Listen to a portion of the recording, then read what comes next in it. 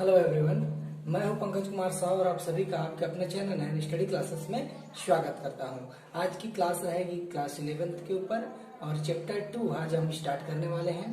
ठीक है, चैप्टर 2 हमारा क्या है? जैविक वर्गीकरण। ठीक है, क्या है जी? जैविक वर्गीकरण। उसका मतलब हम समझ लेते हैं, उसके बाद उनके जो टॉपिक्स हैं उनको बीच बीच में हम क्या करते जाएंगे, एक एक करके समझते जाएंगे। ठीक है, तो जैविक वर्गीकरण, जैविक मीन्स होता है जीवधारी और वर्गीकरण मीन्स उसका जो समूहों में बांटना या वर्गीकृत करना, है ना। तो जैविक वर्गीकरण का मतलब होता है जीवों को एक अलग अलग समूहों में क्या करना, बांटना। क्या कहलाता है? जैविक वर्गीकरण कहलाता है। ठीक है, तो जैविक वर्गीकरण का मतलब ये होता है कि जीवों को उनके आकार के आधार पर, गुण के आधार पर, व्यवहार के आधार पर, उनकी जो कोशिकाओं के आधार पर, है ना, उनके संगठन के आधार पर, पोषण के आधार पर सभी तरीके से क्या किया जाता है, उनको समानता और असमानता को देखते हुए उनको वर्गों में क्या किया जाता है, बांटा जाता है। तो इस प्रक्रिया को क्या कहा जाता है? जैविक वर्गीकरण की प्रक्रिया कहा जाता है। ठीक है, तो चलिए मैं आपको बता दूं कि कुछ वैज्ञानिक हैं जिन्होंने अपनी जो आधार मानकर कुछ प्रक्रियाएं शुरू की थी, है ना। तो चलिए देखते हैं कि वनस्पति विज्ञान के जो जनक हैं, है ना, हमने पहले लिखा है कि वनस्पति विज्ञान के जनक थियोफ्रास्टस, जिनका नाम क्या है? थियोफ्रास्टस, है ना। क्या थे? थियोफ्रास्टस। उन्होंने एक बुक लिखी हिस्टोरिया प्लांटेरम के नाम से, है ना। उन्होंने क्या लिखी? एक बुक लिखी जो उसका नाम क्या था? Historia plantarum. उसमें उन्होंने क्या किया था कि 480 पौधों का वर्णन किया। कितने का?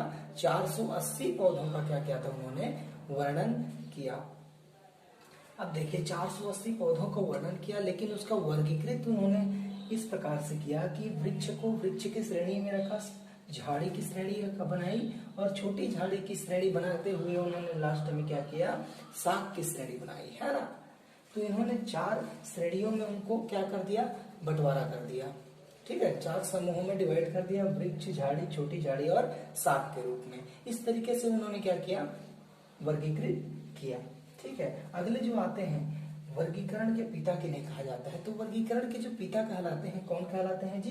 Carolus Linnaeus. वर्गीकरण के जो पिता कहलाते हैं कैरोलस लिनियस। उन्होंने एक और बुक क्या लिखी थी? उन्होंने बुक लिखी थी सिस्टेमा नेचुरी के नाम से, है ना। सिस्टेमा नेचुरी के नाम से उन्होंने क्या किया था? बुक लिखा था। ठीक है, बुक लिखे थे और उसमें उन्होंने क्या किया था? 4200 पौधों का वर्णन किया था। कितना जी?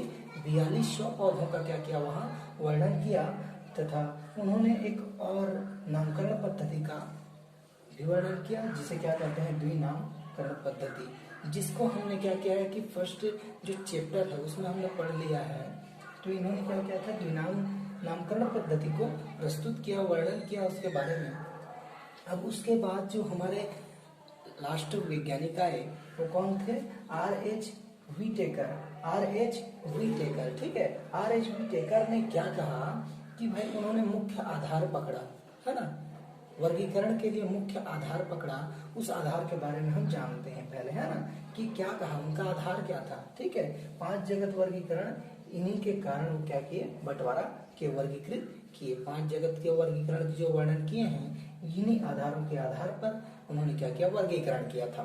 तो इस टॉपिक को हम पहले समझ लेते हैं कि क्या कहा कि कोशिकीय संगठन होना चाहिए, है ना। कोशिकीय संगठन होना चाहिए, जिसके अंतर्गत क्या होता है? कोशिकाओं जैसे, है ना। तो प्रोकैरियोटिक कोशिका, यूकैरियोटिक कोशिका। तो मैं आपको बता दूं कि प्रोकैरियोटिक कोशिका किसे कहते हैं। तो प्रोकैरियोटिक कोशिका वह होती है जिसके केंद्रक में झिल्ली नहीं पाई जाती है ना। जिसकी जो केंद्रक होती है उसकी बाहरी आवरण में झिल्ली नहीं पाई जाती है, तो उसे क्या कहते हैं? प्रोकैरियोटिक कहा जाता है। और जिसके केंद्रक में झिल्ली पाई जाती है, बाहरी आवरण पे झिल्ली मौजूद होती है, तो उसे क्या कहा जाता है? यूकैरियोटिक कहा जाता है। ठीक है, अब देख लीजिए दूसरा इनका क्या कहना था? मुख्य आधार दैहिक संगठन होना चाहिए, है ना। शरीर में जो संगठन है वो कैसी होनी चाहिए? कितने कोशिकाओं से बनी होनी चाहिए? वो एक कोशिकीय भी होनी चाहिए, है ना। एक कोशिकीय जिसमें एक कोशिका होती है और बहुकोशिकीय जिसमें बहुत सारे क्या होते हैं? कोशिका मौजूद होते हैं। उतने सारे कोशिकाओं के संगठन से जो शरीर बनती है, देह बनती है, उसे बहुकोशिकीय कहते हैं। और एक कोशिका के संगठन से बनने वाली शरीर को क्या कहा जाता है? एक कोशिकीय शरीर कहा जाता है। ठीक है, अब देखिए अगला कहता है कि पोषण प्राप्त विधि।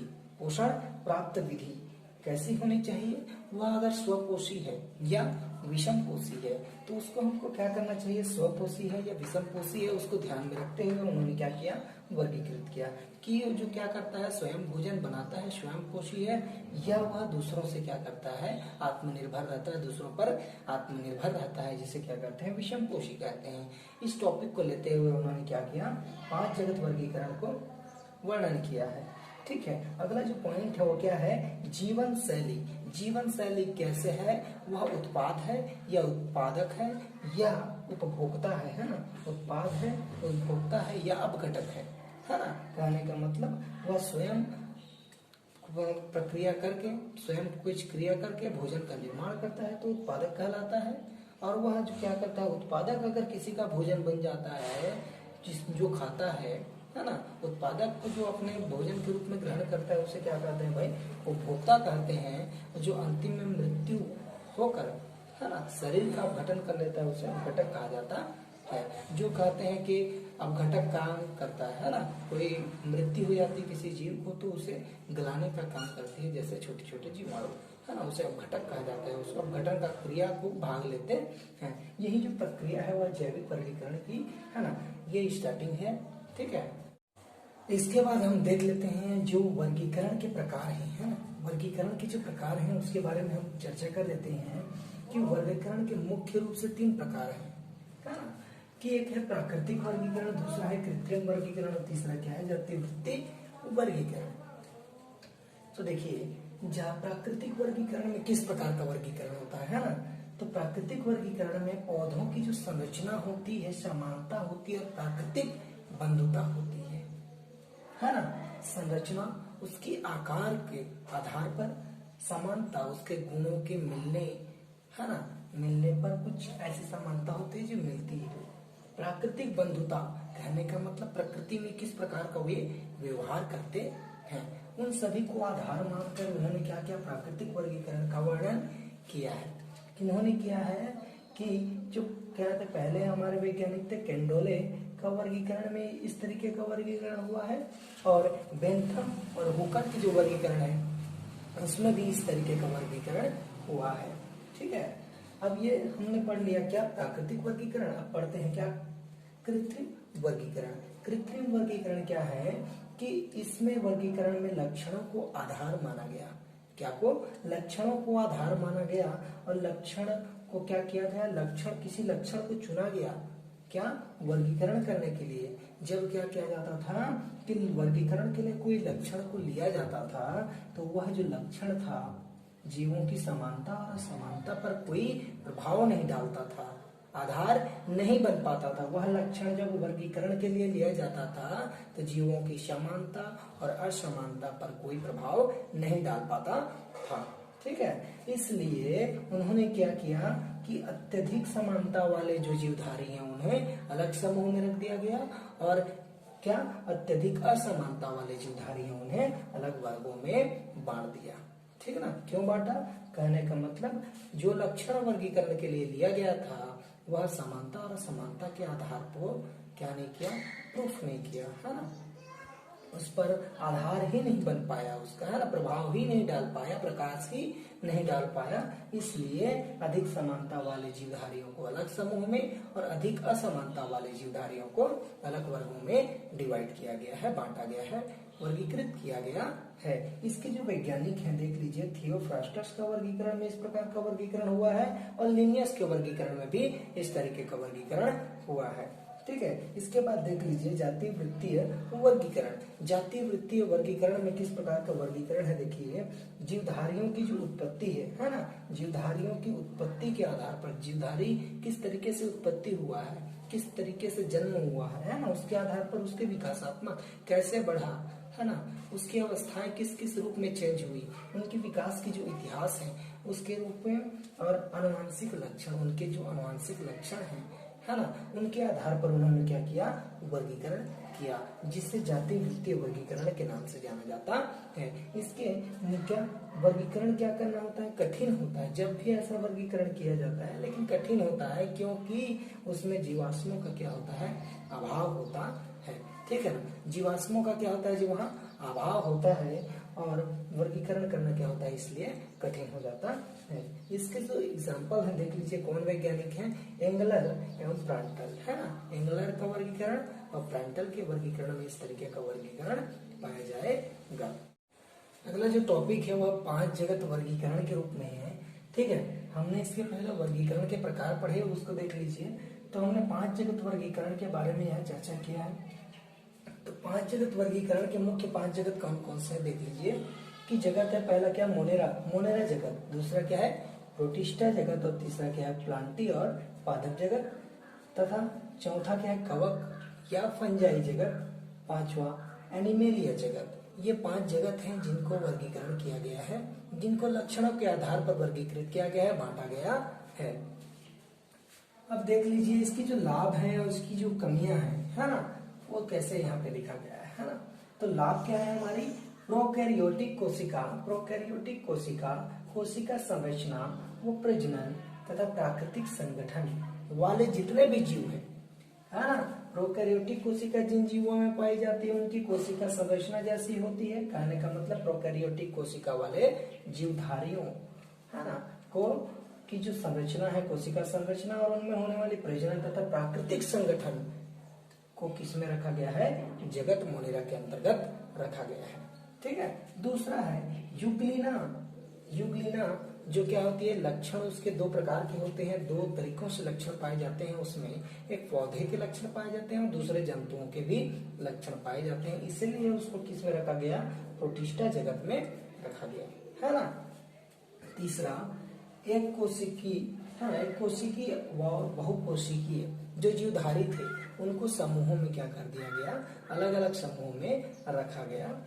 अगला कवक या फंजाई, है ना, उसको क्या किया गया, अलग समूहों में इसको भी क्या कर दिया गया, डिवाइड कर दिया गया, बांट दिया गया। कोशिका की जटिलता, अगला नंबर है कोशिका की जटिलता और शरीर की संरचना तथा पोषण विधि के आधार पर क्या करना शुरू हुआ, वर्गीकरण करना शुरू हो गया, ठीक है। ये जो प्रक्रिया थी, कोशिका की जितनी जटिलता थी, कोशिका की जो जटिलता होने के कारण शरीर में जो संरचना बनी थी, है ना, शरीर की जो संरचनात्मक आकार थी और पोषण विधि किस प्रकार की होती है, इसको आधार मानकर वर्गीकरण शुरू हुआ। अगला देख लीजिए, स्वपोषी विषम पोषी पोषण के आधार पर, है ना, या तो वे स्वयं भोजन बनाते हैं या दूसरे को भोजन के रूप में ग्रहण करते हैं, है ना, दूसरे को भोजन के रूप में ग्रहण करते हैं। उस आधार पर इन्होंने क्या किया, वर्गीकरण किया, ठीक है। उसकी जो मुख्य कमियां थी देखिए, है ना, निचोड़ कर जो लाया गया, लास्ट में अंतिम में जो कमियां निकाली गई, वो मुख्य कमी क्या थी, तो देखिए उन्होंने कहा कि एक कोशिकीय शैवाल को प्रोटिस्टा जगत में रखा गया। कितनी कोशिकीय शैवाल, एक कोशिकीय शैवाल को प्रोटिस्टा जगत में रखा गया और बहुकोशिकीय शैवालों को पादप जगत में रखा गया, ठीक है। एक कोशिकीय शैवालों को प्रोटिस्टा जगत में रखा गया और बहुकोशिकीय शैवालों को पादप में रखा गया, ये जो पहली कमी थी। दूसरा, जगत प्रोटिस्टा में जीवों में क्या होती है, विविधता पाई जाती है और यूग्लिना को उसके अंतर्गत रख दिया गया था, इसलिए भी कमी थी, है ना। जगत प्रोटिस्टा में जीवों में विविधता पाई जाती थी, विभिन्नताएं पाई जाती है, लेकिन यूग्लिना को उसके अंतर्गत रख दिया गया है, इसलिए क्या है इसकी दूसरी कमी। तीसरी, समूहों में विविधता वाले जीवों को क्या कर देना, रख देना, ठीक है। समूहों में क्या कर देना, जो एक समूह होती है जिसमें समानता वाले जीव भी होते हैं, असमानता वाले जीव अलग होते हैं, अलग अलग समूहों में क्या किया जाता है, डिवाइड किया जाता है। लेकिन जो समानता वाले जीव हैं उसमें भी क्या है, उसमें विविधता पाई जा रही है, तो क्या है वो गलत है ना। अगला कहता है कि जितने भी वैज्ञानिक थे, है ना, इन्होंने विषाणुओं की स्थिति को क्या नहीं किया, बतलाया नहीं। विषाणुओं की जो स्थिति थी, किस प्रकार से वे जन्म लेते हैं, किस तरीके से बड़े होते हैं, उन्होंने ऐसा कोई वर्णन नहीं किया।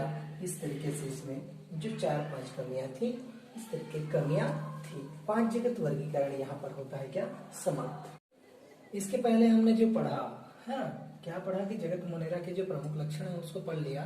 उसके बाद हम क्या करेंगे, अब उसके वर्गीकरण के बारे में पढ़ेंगे। जगत मोनेरा के जो वर्गीकरण है, मुख्य वर्गीकरण, वो किस तरीके से है। तो उन्होंने वर्गीकरण को 3 समूहों में डिवाइड किया था, बांटा था।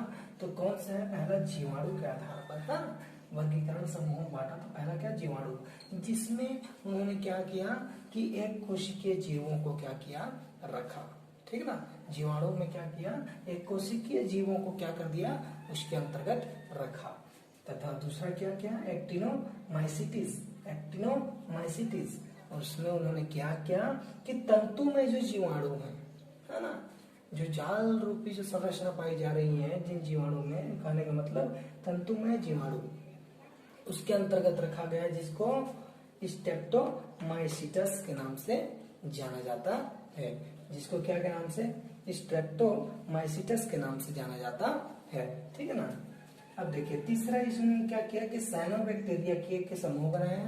क्या, साइनोबैक्टीरिया, इसके अंतर्गत जो प्रकाश संश्लेषण की क्रिया करते हैं, जो जीवाणु क्या करते हैं, प्रकाश संश्लेषण की क्रिया से अपना भोजन तैयार करते हैं। तो उन्होंने क्या किया, साइनोबैक्टीरिया के अंतर्गत उन्हें रख दिया, है ना। अब इसके बाद हम पढ़ लेते हैं आर्की बैक्टीरिया, है ना। आर्की बैक्टीरिया के बारे में हम पढ़ते हैं, यहीं से हमारी प्रक्रिया अब शुरू हो रही है कि आर्की बैक्टीरिया। आर्की बैक्टीरिया देखिए, कोशिका में क्या, कोशिका की जो भित्ति होगी, है ना, कोशिका की जो बनी, कोशिका में कोशिका जो भित्ति होगी वह पॉलीसेकेराइड और प्रोटीन से मिलकर बनी होगी, ठीक है ना। कोशिका की कोशिका भित्ति किससे बनी होगी, पॉलीसेकेराइड और प्रोटीन के मिलने से बना है ना, बना होता है। लेकिन उसमें पेप्टाइडोग्लाइकेन, है ना, पेप्टाइडोग्लाइकेन क्या होता है, नहीं पाया जाता, है ना। जो कोशिका की कोशिका भित्ति होती है पॉलीसेकेराइड और प्रोटीन के मिलने से क्या होती है, बनी होती है। और कोशिका की जो झिल्ली होती है, कोशिका की झिल्ली में लिपिड जो होती है वह शाखित श्रृंखला के रूप में व्यवस्थित होती है ना, शाखित श्रृंखला के रूप में व्यवस्थित होती है। ये जो झिल्ली है वह कोशिका को, है ना, अधिक तापमान और पीएच मान से क्या कर देता है, रक्षा करता है, सुरक्षा प्रदान करता है। ये झिल्ली क्या करता है, जो अधिक तापमान और क्या पीएच मान जो हो जाता है ना, अम्लीयता जब आ जाती है तो उससे क्या करती है, उसकी रक्षा करती है, ठीक है। अब उन्होंने क्या की कि आर्की बैक्टीरिया को 3 समूहों में बांटा गया है। पहला है क्या, मेथेनोजेंस। अब देखिए मेथेनोजेंस मतलब क्या है कि मेथेन गैस को उत्पन्न करने वाला जो जीवाणु है उसे क्या कहेंगे, मेथेनोजेंस। तो अवायवीय जीव जो क्या करता है ना, कार्बन डाइऑक्साइड और फार्मिक अम्ल को अपने आप में क्या कर लेता है, ग्रहण करके क्या मेथेन गैस उत्पन्न करता है। कार्बन डाइऑक्साइड फार्मिक अम्ल को ग्रहण करके मेथेन गैस को क्या करता है, उत्पादित करता है, उत्पन्न करता है। तो उसे क्या कहा जाता है, मेथेनोजेंस। कहने का मतलब जो जीवाणु मेथेन गैस को क्या करता है, उत्पन्न करता है, निकालता है, तो उसे क्या कहते हैं, मेथेनोजेंस कहा जाता है। मेथेन गैस उत्पादक भी कहा जाता है। ये क्या करते हैं, मुख्य रूप से दलदलीय भूमि में और पशुओं की प्रथम जो आमाशय होती है वहां पाए जाते हैं, ठीक है ना। दलदलीय भूमि और पशुओं की जो मुख्य आमाशय होती है, प्रमुख, है ना, उस आमाशय में क्या होते हैं, मौजूद होते हैं, पाए जाते हैं। अब प्रमुख आमाशय में क्या होते हैं, ये क्या करते हैं, प्रमुख आमाशय में रहकर सेल्यूलोज का क्या करते हैं, अपघटन की प्रक्रिया करते हैं, सेल्यूलोज का अपघटन करते हैं, ठीक है। दूसरा हेलोफिल्स, ये क्या करता है, दूसरा हेलोफिल्स जो है वह अधिक नमक की जो घोल होती है उस वाले सांद्रता पर क्या होती है, रहना पसंद करती है। अधिक जो जहाँ नमक ज्यादा घुली होती है, नमक की मात्रा जहाँ ज्यादा पाई जाती है वहां मौजूद होती है, इसलिए इसे लवणप्रिय या लवणीय कहा जाता है, लवणप्रिय या लवणीय कहा जाता है, या हेलोफिल्स के नाम से जाना जाता है ना। अधिक नमक की जो सांद्रता में रहने के कारण उसे लवण प्रिय या लवणीय कहा जाता है। और यह क्या करती है, जब सूर्य की प्रकाश में उपस्थित रहती है, जब सूर्य की प्रकाश की में उपस्थित रहते कारण उसमें एक वर्णीय बैंगनी रंग क्या हो जाती है उसकी झिल्ली पर निर्माण हो जाती है। एक वर्णीय बैंगनी रंग क्या हो जाती है उसकी झिल्ली पर निर्माण हो जाती है, निर्मित हो जाती है। और इसी प्रकाश के कारण वे एटीपी का क्या कर लेते हैं, संश्लेषण करते हैं। एटीपी का क्या करते हैं, वहां संश्लेषण करते हैं। इस एटीपी का मुख्य कार्य होता है कि उपापचय क्रिया की संपन्न करने के लिए। हर एटीपी का जो संश्लेषण होता है उस एटीपी का कार्य क्या होता है, उपापचय क्रिया को संपन्न करना, है ना। अगला देख लीजिए थर्मोएसिडोफिल्स। थर्मोएसिडोफिल्स ये क्या होता है, थर्मोएसिडोफिल्स में दो प्रकार के जीवधारी पाए जाते हैं। क्या होता है, वायवीय होता है, और क्या होता है जो जीवाणु पाया जाएगा एक वायवीय या अवायवीय रूप से, दोनों रूप से पाए जाते हैं। और ये जो मुख्य होते हैं वे गर्म स्थानों में और गंधक युक्त जो झरने होंगे उनमें पाए जाते हैं। गर्म झरने या गंध वाले झरने, है ना, उसमें झरनों में उपस्थित होते हैं जब वायु भाग के वायवीय रूप से परिस्थितियों में, है ना, वायवीय परिस्थिति में ये जब रहते हैं, वायवीय परिस्थिति में जब रहते हैं तो गंधक को गंधक के अम्ल के रूप में ऑक्सीकृत कर देते हैं। गंधक को गंधक के अम्ल के रूप में ऑक्सीकृत करते हैं। और क्या इसी कारण जो वायवीय वातावरण होता है उनका वह अम्लीय हो जाता है। ठीक है, अब देखिए अवायवीय में क्या होता है, गंधक को हाइड्रोजन सल्फाइड के रूप में क्या किया जाता है, हाइड्रोजन सल्फाइड के रूप में क्या किया जाता है, चेंज किया जाता है ना। हाइड्रोजन सल्फाइड के रूप में क्या करते हैं, ये अपचयित कर देते हैं, इसलिए यह अम्लप्रिय कहा जाता है। प्रैक्टिकल, है ना। कहने का मतलब वायवीय परिस्थिति में गंधक को गंधक के अम्ल के रूप में ऑक्सीकृत करता है, अवायवीय परिस्थिति में गंधक को हाइड्रोजन सल्फाइड के रूप में अपचयित करता है। इस पूरी प्रक्रिया को इसलिए कहा जाता है कि वातावरण में अम्लीयता बढ़ जाती है और वही प्रक्रिया क्या कहलाती है, अम्लीय प्रिय प्रक्रिया कहलाती है या थर्मोएसिडोफिल्स कहा जाता है ना। आज के वीडियो में बस हम इतना ही पढ़ेंगे। आने वाले वीडियो में हम यूकैरियोटिक के बारे में पूरी जानकारी लेंगे।